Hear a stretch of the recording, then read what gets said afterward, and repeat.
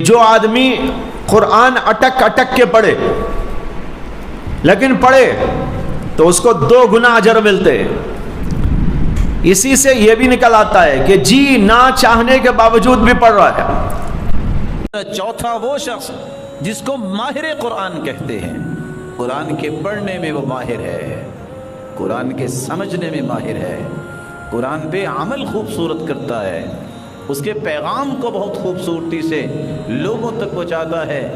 قیامت کا دن ہوگا جب صفیں بن جائیں گی، نورانی صفیں بھی ہوں گی، انسانی صفیں بھی ہوں گی.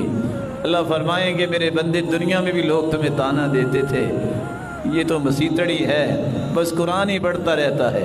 میرے بندے آج خاکی صفوں سے نکلو اور آ جاؤ ان صفوں میں جن صفوں میں جبریل امین کھڑے ہیں. الماہر بالقرآن مع السفرة الكرام البررہ، جس کو اللہ نے مہارت عطا کر دی قرآن مجید میں، قیامت کے دن وہ جبریل امین کی صف میں ہو.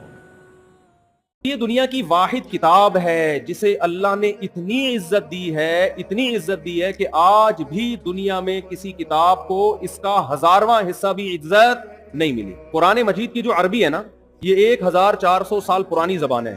اللہ نے اس قرآن کی حفاظت کے لیے صرف حافظوں کو پیدا نہیں کیا بلکہ اس زبان کو محفوظ کر دیا جس زبان میں یہ قرآن نازل ہوا ہے. آج سے 1400 سال پہلے کی کوئی زبان اب محفوظ نہیں ہے. دنیا کی واحد زبان ہے جو دوسرے زبانوں سے الفاظ لینے کے بجائے اپنے الفاظ دوسری زبانوں کو ادھار دے رہی ہے. 1400 سال پہلے، بلکہ اس سے بھی پہلے، عربی میں پانی کو ماں کہا جاتا تھا. آج بھی کیا کہا جاتا ہے؟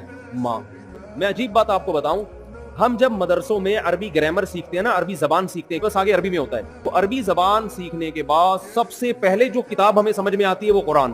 حدیث تھوڑی اور مشکل، اور فقہ کی کتابیں اور مشکل، عربی ادب اور مشکل.